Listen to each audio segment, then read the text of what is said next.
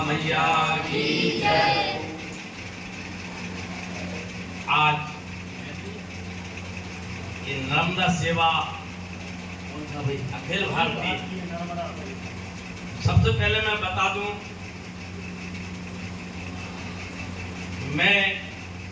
मेरा जो जीवन है वो नर्मदा से है। दास ने नर्मदा माई की कृपा से नर्मदा माई ने 6 परिक्रमा करवाई, 3 परिक्रमा गाड़ी से, 3 परिक्रमा पैदल। तो जहां तक मैं समझता हूं कि जो मैंने अनुभूति ली है वो अनुभूति मैं आपसे साझा करना चाहता हूं और आपको बताना चाहता हूं कि नर्मदा परिक्रमा में क्या क्या कठिनाइयां आती हैं और अखिल भारतीय मां नर्मदा सेवा संघ जो बना है उसकी मैं कुछ कमियां भी बताना चाहता हूं, यदि आप लोगों को बुरा ना लगे तो। मेरे पास बहुत सारे लोग आते हैं, बहुत सारे संगठन आए, लेकिन सारी बात कागजों में होती है और मैं हेड टू हेड जो भी है सामने चाहता हूं प्रत्यक्ष में। नर्मदा परिक्रमा सबसे पहले हम जो वीडियो चलाते हैं तो वीडियो में हम बहुत बड़ी बड़ी बातें कर देते हैं। एक दीदी हैं, उनका नाम है चित्रे ताई, मैं उनसे परिचय नहीं, महाराष्ट्र की हैं। उन्होंने इस नर्मदा परिक्रमा को इतना सरल और इतना ऐसा बना दिया कि आप उठिए और नर्मदा परिक्रमा करिए, आज आइए नर्मदा परिक्रमा करिए। नर्मदा के विषय में आप समझिए तो नर्मदा परिक्रमा क्या है, नर्मदा परिक्रमा करने का उद्देश्य क्या है, नर्मदा परिक्रमा क्यों करना चाहिए, हमें मालूम नहीं है। इन्होंने परिक्रमा की, हम परिक्रमा कर रहे हैं। हमारे संत महात्मा ऋषि मुनियों ने हमें चतुर्मास बताया है कि 4 महीने चतुर्मास के हैं, वो चतुर्मास में हमें परिक्रमा नहीं करना है। अभी 8 दिन पहले एक भाई साहब हमारे पास आए, पूना के थे, उन्होंने परिक्रमा उठवा ली, पंडित जी ने परिक्रमा उठवा ली, वो हमारे पास आया, महाराज जी प्रमाण पत्र दे दिए, वो परिक्रमा जा रहा हूँ। क्या अभी उचित है परिक्रमा जाना?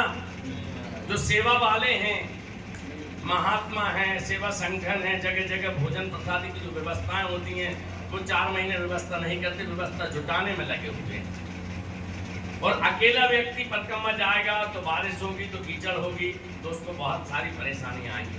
सबसे पहले मैं अखिल भारतीय मां नर्मदा सेवा संघ से ये कहना चाहता हूं कि हमारी जो परिक्रमा की परंपरा है देव उठनी एकादशी से देव सैनी 11 तक, तो इस पर बहुत ज्यादा जोर लगाएं कि जो भी नया परिक्रमावासी परिक्रमा जाना चाहता है वो अपनी मर्जी से ना जाए, आपकी मर्जी नहीं चलेगी भैया। क्योंकि मां नर्मदा की जो परिक्रमा है वो क्यों कर रहे हैं, किस लिए कर रहे हैं और क्यों की जाती है। हमारे जो पूर्वज हैं, पूर्व संत महात्मा हैं, ऋषि मुनि हैं, उन्होंने परिक्रमा की थी तो क्यों की थी? क्योंकि नर्मदा मैया ही एक ऐसी हैं जो पूर्ण रूप से वैराग्यदायिनी है। बाकी और दूसरी नदियां उनको नमन है, लेकिन दूसरी नदियों की परिक्रमा नहीं होती। मां नर्मदा ही एक ऐसी हैं जिनकी परिक्रमा होती है। लेकिन आज अभी जो मैं वर्तमान में देख रहा हूं, कम से कम 5 लाख 6 लाख लोग परिक्रमा जा रहे हैं। हमें गिनती नहीं बढ़ाना, हमें संख्या नहीं बढ़ाना है, हमें उस नर्मदा माई की परिक्रमा करके ये जताना, मैं परिक्रमावासी हूं तो मैं नर्मदा मैया के प्रति कितना समर्पित हूं। मैंने पिछले साल से एक प्रकल्प चलाया है कि जो भी व्यक्ति मेरे पास आता है परिक्रमा का प्रमाण पत्र बनवाने, तो मैं उसको बोलता हूं 250 ग्राम फिटकरी, आप जब परिक्रमा उठाएं तो 250 ग्राम फिटकरी और 50 ग्राम काला नमक नर्मदा माई में कहीं भी छोड़ दें। 250 ग्राम फिटकरी और 50 ग्राम काला नमक यदि दोनों को मिला के साथ में नर्मदा माई में कहीं भी छोड़ते हैं तो फिटकरी और काला नमक मिलके जल्दी गतिशील होता है और जल शुद्ध होगा। पहले हमारे पूर्वजों ने जो नर्मदा माई में, गंगा जी में सिक्के चढ़ाते थे तो वो सिक्के तांबे के हुआ करते थे, तो तांबे से जल शुद्ध होता है। आज सिक्के तांबे के नहीं हैं, तो हम परिक्रमा करने जा रहे हैं तो हमारा दायित्व बनता है हम नारियल ना चढ़ाएं, हम फूलमाला ना चढ़ाएं, हम दीपक न लगाएं, लेकिन 250 ग्राम फिटकरी और 50 ग्राम काला नमक नर्मदा माई में किसी भी जगह छोड़ दें। तो यदि 5 लाख लोग परिक्रमा कर रहे हैं, उनमें से हमारी बात यदि 1 लाख लोग भी मानते हैं, तो कितनी फिटकरी और कितना काला नमक नर्मदा माई में जाएगा। हम बता सकते हैं कि नर्मदा दूषित हो रही हैं, लेकिन क्यों हो रही, करने वाले हम। और दूसरा, पर्यावरण की बात आई, भाई साहब बोल रहे थे, तो मैं सब परिक्रमा वासी से कहता हूँ कि आप परिक्रमा पूर्ण करने के बाद एक वृक्ष नर्मदा माई का अपने परिक्रमा का नाम लगाएं, एक वृक्ष अपने परिक्रमा का लगाएं और अपने बच्चों को ये बताएं कि बेटा हम परिक्रमा करके आए थे, तुझे हमने वृक्ष लगाया। आप अपने नाम से लगाइए, लोगों को अपना नाम ज्यादा पसंद आता है। हमारे पूर्व मुख्यमंत्री शिवराज सिंह जी ने 6 करोड़ वृक्ष लगाए थे। कहाँ है 6 करोड़ वृक्ष? यदि बुराइयां करें तो बहुत बुराइयां होंगी। मैं तो प्रैक्टिकल पे ज्यादा विश्वास करता हूँ। तो मेरा तो सभी से निवेदन है कि कागजों में नहीं, धरातल पे आप करिए परिक्रमा। जिसकी जो मर्जी आती है, जब परिक्रमा उठा लेता है। अरे भाई ऐसा थोड़ी है। आप क्यों अपने बच्चों की शादी चतुर्मास में नहीं करते? आप अपने काम नहीं करते, लेकिन परिक्रमा के लिए निकल जाते हैं। दूसरी बात, जब हम परिक्रमा कर रहे हैं तो हमें ये ध्यान रख के चलना है कि मैं परिक्रमावासी हूँ। मैं परिक्रमा करने के लिए निकला हूँ तो मैं भिक्षु हूँ। मेरे को जो भी वहां पे साधन मिल रहा है, कम से कम मैं अपना निर्वाह करूँ। और परिक्रमा करने के बाद क्या मेरा ये दायित्व नहीं बनता कि मैं आने वाले परिक्रमावासियों की सेवा करूँ?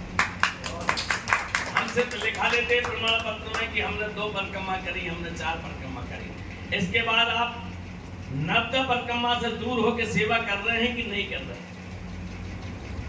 भाई साहब आए थे राजन सिंह जी, उन्होंने सिवनी से लेके होशंगाबाद, नर्मदापुरम से लेके और सूरजमारी झाड़ी तक के लोगों को इकट्ठा किया था। और इकट्ठा करने के बाद मीटिंग अपने यहाँ रखी थी। क्या हुआ? इसके बाद राजन सिंह जी ने कभी पलट के नहीं देखा नर्मदा भैया। मैंने उनसे बोला राजन सिंह जी से कि आप नर्मदा सेवा की बात कर रहे थे, कहाँ है सेवा? मैं ये नहीं कह रहा कि हमको धन चाहिए, सिर्फ कर्म करो ना। मैंने कर्म किया है, मैं जानता हूँ मेरे पास कोई पैसा नहीं है, लेकिन मैं खुद भूखा रहा हूँ। और इसके बाद मैंने वो भूख सही है। और इसके बाद नर्मदा मैया का नाम लेके मैंने श्री जोड़ गणपति हनुमान मंदिर में 2020 से अन्न क्षेत्र चालू किया। तो पैसे की आवश्यकता नहीं पड़ी मेरे को, सामान अपने आप आता है। मैं ये नहीं पूछता कि आप कहाँ से आए हैं, आप कौन हैं। मेरा काम है अन्न क्षेत्र चलाना। मैं भोजन करा तो मैं नहीं कराता, कराने वाली नर्मदा है।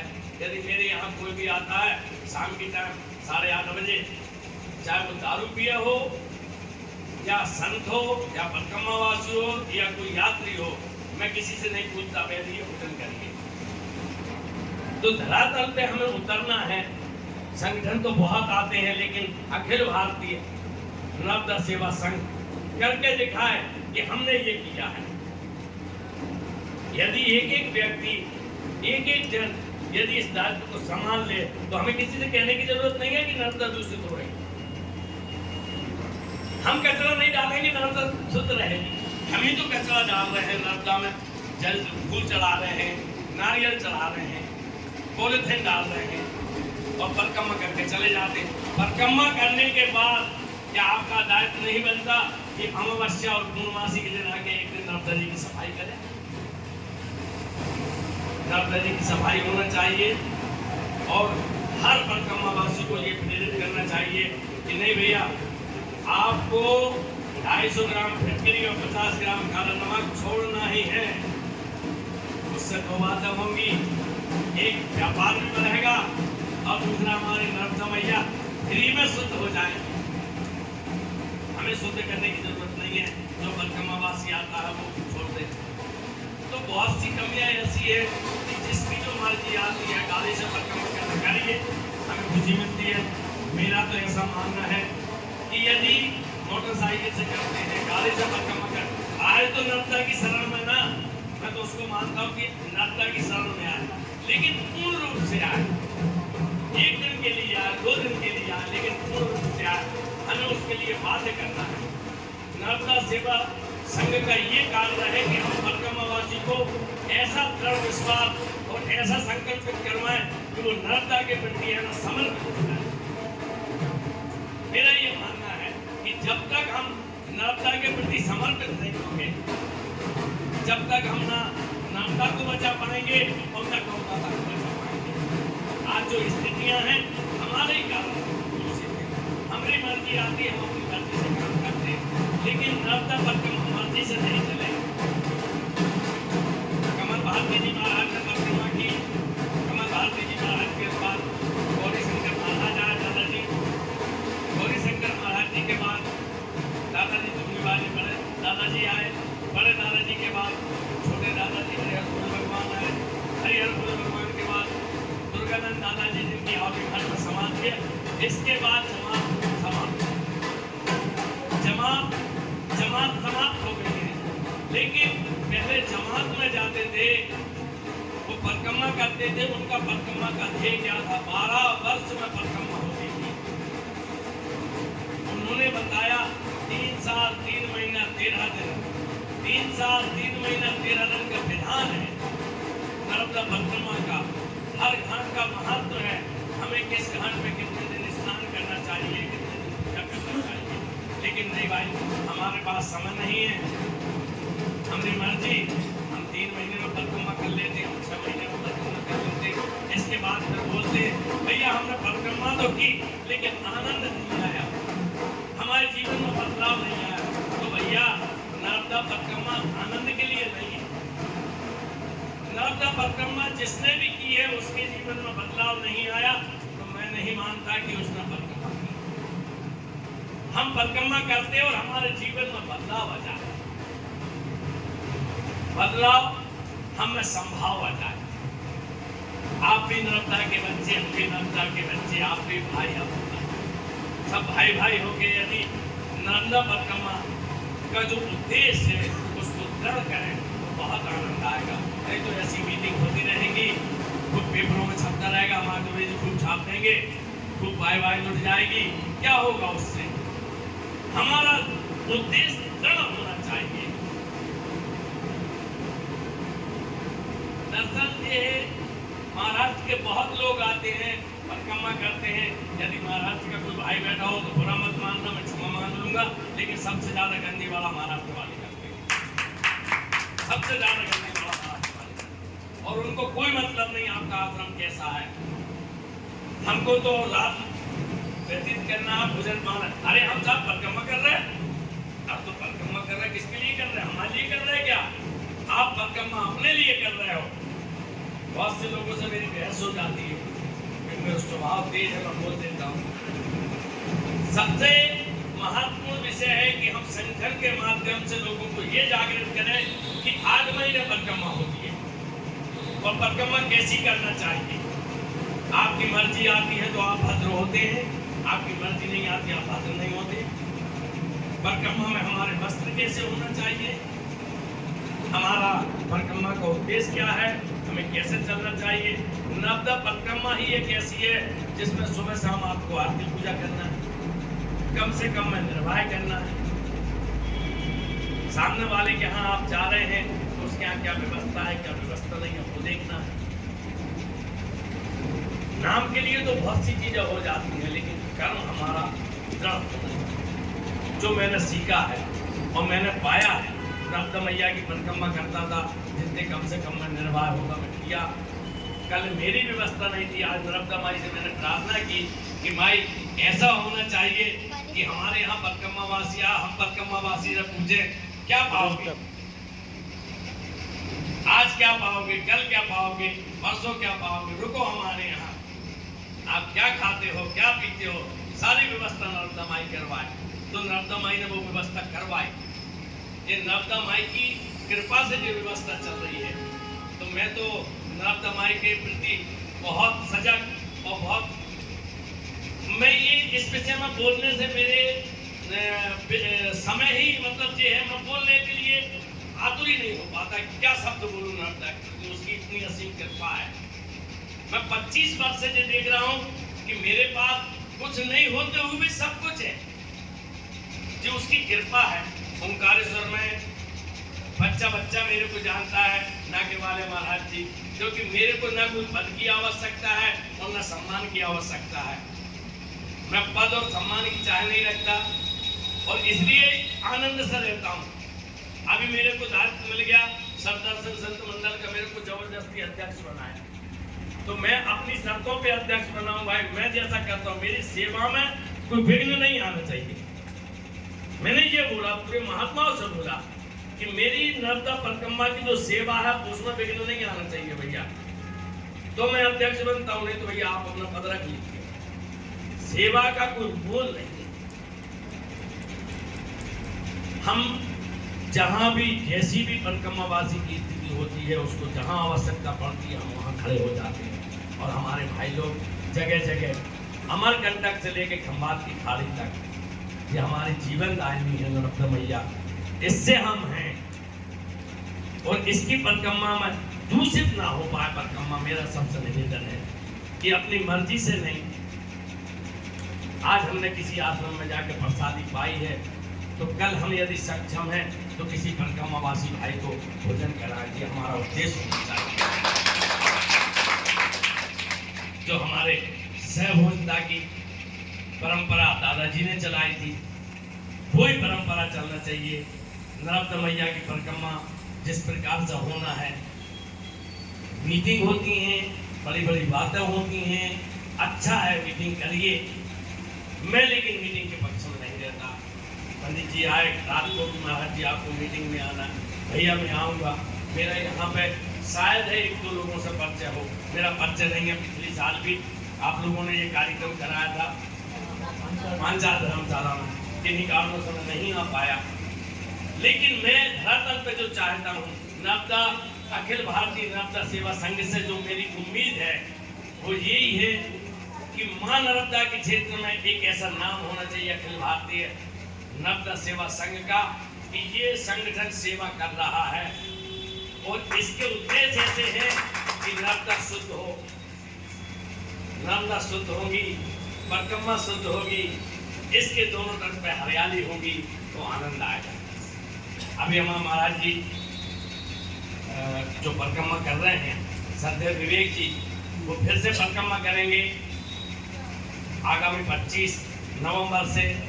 तो उनसे मैंने, जब उन्होंने पिछली बार परिक्रमा की थी, तो मैंने उनसे कहा था कि नर्मदा पथ बनवाओ, तो नर्मदा पथ पे भी काम चल रहा है। नर्मदा पथ नर्मदा जी के किनारे किनारे उन्होंने पूरा, आपको एक जानकारी दे दूं, जब उन्होंने 122 दिन में पैदल परिक्रमा की थी तो 370 जगह 370 स्थान चिन्हित किए हैं।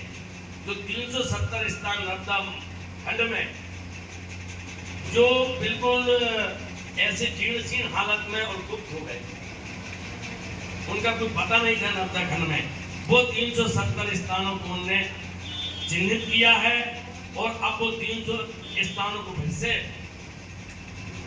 पुनर्स्थापित कर रहे हैं, उस कार्य में लगा है। तो उनका एक मंडल, इसके बाद नर्मदा पथ बन रहा है, उसके लिए भी जगह जगह जिस घाटों में आवश्यकता है उस घाटों में घाट बनेंगे। अभी मैं आपको, मेरा एक संकल्प था, मेरी जन्मस्थली है गाडरवाला, तो गाडरवाला से 15 किलोमीटर दूर भगेरा घाट है, तो वो सबसे पुराना घाट था, बाकी घाट बन गए थे। पिछले साल जाके मैंने संकल्प लिया कि ये घाट बनना चाहिए, वो घाट का काम पूरा हो गया है, करीब 70-80 लाख रुपये वहाँ लगे हैं। तो मैंने तो सिर्फ संकल्प लिया था, हमारे एक छोटा भाई मिल गया, उसने वहाँ पर पैसा लगा के घाट बनवा दिया। मैंने सरकार की रास्ता नहीं देखी, आदरणीय मुख्यमंत्री मोहन जी ने 17 घाटों का संकल्प लिया है कि 17 घाट बनवाएंगे नर्मदा का। मैं अपन उनसे बोल भी सकते थे कि इस घाट को बनवाओ, लेकिन वहाँ संकल्प हमारा था तो वो घाट बन गया है। तो छोटा सा प्रयास हमने किया, तो हम आपसे उम्मीद रखते हैं कि वही प्रयास आप लोग करें। जगह जगह नर्मदा शुद्ध होगी, जगह जगह घाट बनेंगे और बहुत आनंद आएगा। नर्मदे हर, नर्मदे हर, नर्मदे।